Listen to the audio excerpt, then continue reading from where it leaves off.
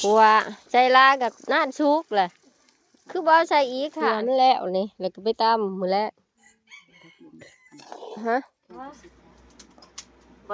รอดทุกคนเลยตกใส่แมสไว้ก่อน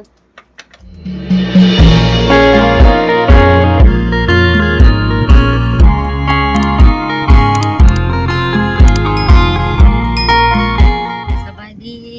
ดีพ่อแม่พี่น้องเบิร์ดจุกโขทุกคนนะยินดีตอนหับเขาชื่อซองพูดระดาสาวลาวคือเก้าพี่น้องมือนี่ก็เฮ็ดเวียกอยู่เฮือนคือเก้านะทุกคนสิไปเอาทานน้ำพานเพิงเนาะบ่ฮู้ว่า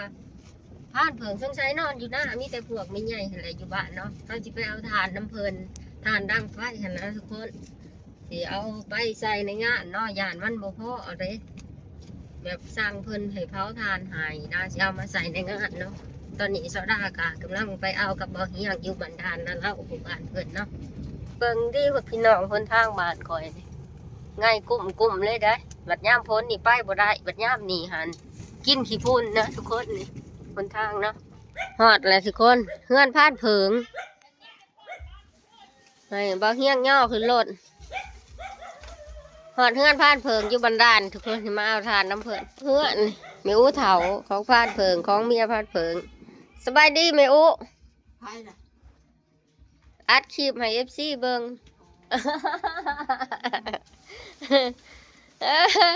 แม่อูก็ไม่ใหญ่ไปหาเพิงบ่ป้าเพิ่นไปกับเมียเพิ่นเนาะไปแล้วพาเพิงกับไปหาเพิงกับเมียเพิ่นนี่จะได้มาเอาทานนี่อยู่เฮือนเพิ่นยกผู้เดียวเลยเจ้าปล่อยบ่ถนัดปานใดกับทานนี่ขอยันดำ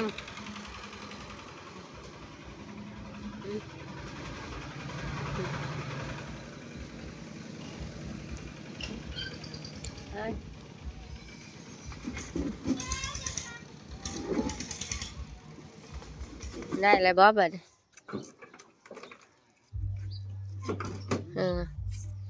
แล้วสิบสอบ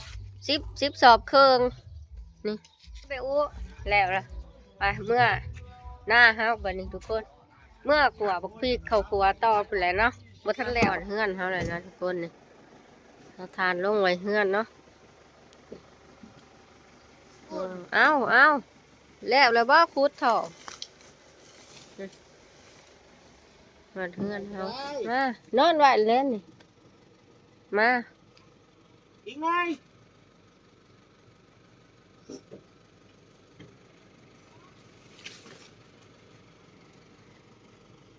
นอนเฮือนแหละทุกคนอีกหน่อยนอนไว้บริเวณนี้เนาะทั้งหนาขั้วเลยนะทุกคนนี่เพราะว่าในขั้วเฮาจะอยู่นี่เนาะนี่เอาไว้ทั้งหนาขั้วปูตะบ้าพุดคูดดินขี้ต่อทอดได้ทุกคนเลย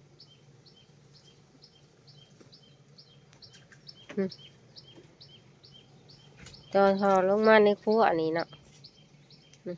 หลังจากที่โซดามาแต่เอาทานอยู่บันดาลแล้วน้ำพานเพิงนะโซดาก็ชิมาครัวพริกเลยนะทุกคนนี่บักพริกเข้าครัวนะมือนี่สิครัวน้ำกันเนาะเพราะว่างานนี่มันร้ายเลยมันไก่มืออะไรทุกคนโซดาก็สิครัวบักพริกมือนี่เนาะยังเรียกไอ้ยาใส่ร้ายเลยทุกคนเลยบ่รอดทุกคนเลยตกใส่แมสไว้ก่อนควนมันเข่าปลาเขาร่างจามเลย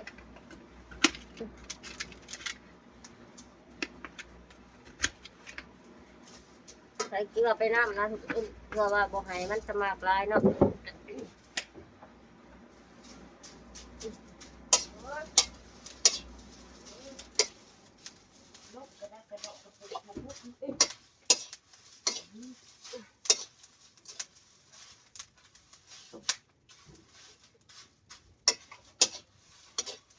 พูดเขาได้ขนาดเรื่องทุกคนเลย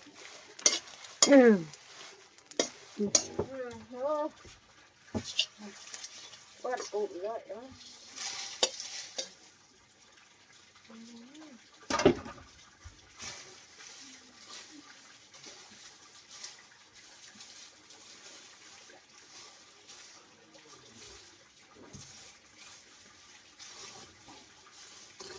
สิบ่ผู้ที่มาซอยขัวบักพริกนี่มาห่วยอีหนูไล่ผุนแห้งที่แล้วครับ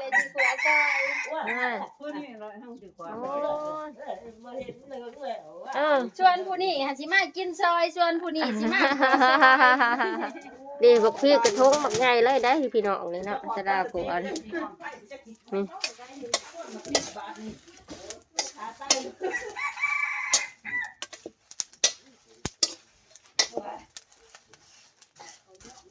ได้ลงมากระล่างเลยพี่น้องเอ้ยอยู่ท้องเงื่อนบ่ไหวเนาะเพราะอะไรเผาเอาโลดมันจังไว้นี่ห่วยนี่ง่ายลงเลยสิโคตรเลยพี่ซอยฮะนี่ป่ายังอีกป่าตัวหนึ่งตัวให้คอยผ้าไปเห็ดคิววะนี่บัวออกมานี่เบิ้งพอดีป่าต้นน้ำเมียงป่าต้นเขาอยู่เตียงอีกถาดหนึ่งแล้วทุกคนนี่2 กระถาดหมดแล้ว3โอ้ป่าเรายังขวบอีกหมอนพ่อแล้วเนาะกว่าพริกแล้วเฮาก็สิมาปั่นเลยนะทุกคนนี่เพราะว่าสะดาครัวเละแล้วก็สิใส่เครื่องปั่นเลยนะปั่นก็ลักได้กระปุกหนึ่งเลยดิฮ่าเด็กตำรัดเช้านี่ยายแก้วค่ะแผนกว่าวอยู่ฮะนั่งว่าวอยู่ฮะเนี่ยพาดปลาเลยค่ะโคตรดีนี่แผนกนอนก็มีไม่ถามบริเลยแล้วว่าสิมาปิดขวดบักพริกบริปิดให้เรานอนดูบาดนี่ฮอดใช้แล้วเขาขวดนี่ นี่แล้วขวานเดียวท่านได้ บ่พอแล้วบ่ แต่ว่าบ่พอเลยเนาะ นี่ พอเลยเนาะบ้านเราเนาะ เอานี่ขวดเบิดทงตัวละกระเพาะเลยหรือว่าหลายโพดบ่เอาขวดใส่ลากับน้ำซุปเลยคือบ่ใส่อีกค่ะขวดมันแล้วนี่แล้วก็ไปตำมื้อแล้วฮะ แข่งประสิทธิ์แล้ว ครัวมันแล้วจังป้ายกินเขาวแล้วพอดีแดดร้อนก็มาตำเขาครัว พวกเดียวแล้วพวกนี้เอาครัวอย่าจม บอสไปก่อน ไปเหมือนครับไปบ่ คันไม่ไปหัน บ่ชาติมืออื่นก่อนมืออื่นก็ไป ให้เพิ่นไปนั่นให้เพิ่น ยังไงเติบแล้วโคตรยังกระดกอยู่ไว้สนามบัตรเนาะ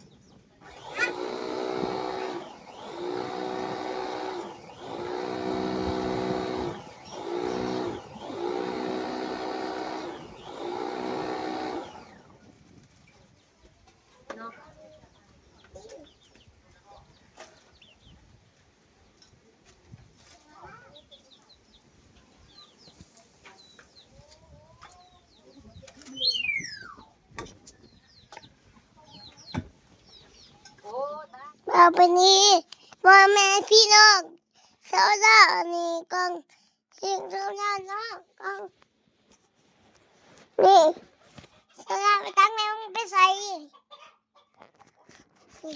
เสาหน้าอันนี้มึงแดกกันเอง ดีเป็นข้าวครัวที่ข้าวครัวแล้วนะทุกคนสิเอาไปตำใส่โคกหม้อใหญ่นี่เนาะมันบ่มีแนวปั่นจะได้ไปตำโคกใหญ่เอานี่นะข้าวครัวย่างผูกเพื่อจิหอดโคกเคิงเติบได้ทุกคนสลาถือ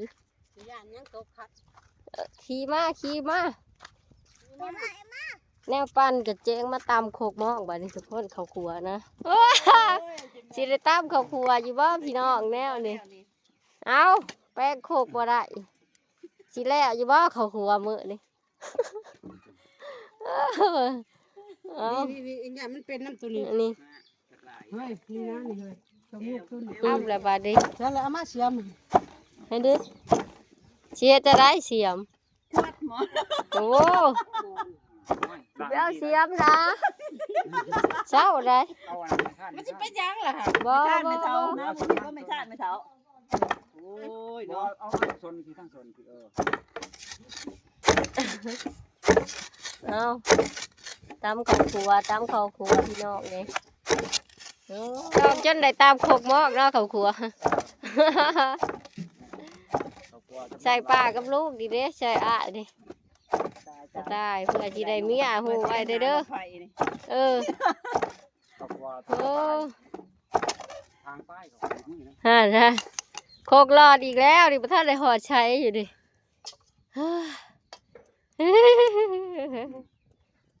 ห้อยอะไรนี่รถละโคตรนี่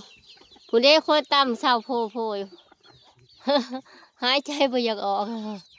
นี่โอ้เรียบร้อยนะทุกคนบักทีกลัวของเจ้าด้ามือนี่ได้3 กระปุกเลยเอาไว้ใส่ในงานใส่ลาบใส่ก้อยเนาะอันนี้จะเป็นข้าวคั่วนี่ข้าวคั่วกระปุกหนึ่งพ่อแล้วนะทุกคนนี่โอ้เพื่อสิแล้วแซ่บเบิดดังเลยนี่หลังจากที่เจ้าด้าขัวบักพริกแล้วเจ้าด้าก็สิมาโฮดสวนนะทุกคนเลยมันแหกวังเช้านี่บ่ได้โฮดเนาะบ่มีเวลาเลยฮะจนคำปึบแล้วทุกคนเลยเพื่อสิแล้วเนาะจากสิมาโฮดสวนผักกาดที่เราปลูกใหม่คืนงามเบิดเลยเด้นี่ผักหอมเปาะมันก็งามเลยเนาะทุกคนนี่บักแตงของเฮานี่ก็จะได้ปลูกใหม่จนเบิดเนาะนี่งามเบิดเลยเด้จะนอนก็ได้กินอีกนะทุกคนนี่บักทั่วก็มีอยู่ฝั่งนั้นเนาะผักหอมเปาะมีนะทุกคนงามเลยเด้สระปลูกใหม่ปลูกเพราะได้ซื้อเพิ่นกินเนาะทุกคนประหยัดค่าใช้จ่ายไปเนี่ยกูมือนี่เขื่อคล้องมันกระแพงสระกระปูเพราะได้กินได้ใส่สวนครัวบักพริกเบิดมือได้ทุกคนมือขัวบักพริกเบิดมือจนเวียนหัวเลยทุกคนเพราะว่าใส่ลายเนาะต้องเกี่ยมลายเลยนี่จุดคำเลยนี่ได้สระได้มาหดสวนนี่มือนี่ฮะทุกคนผักบัวนี่ผักบัวที่สระปลูกเองเลยนะนี่ทุกคนงามมาลีร้อนเนาะผักกาดนี่ผักสวนครัวบ่ต้องซื้อ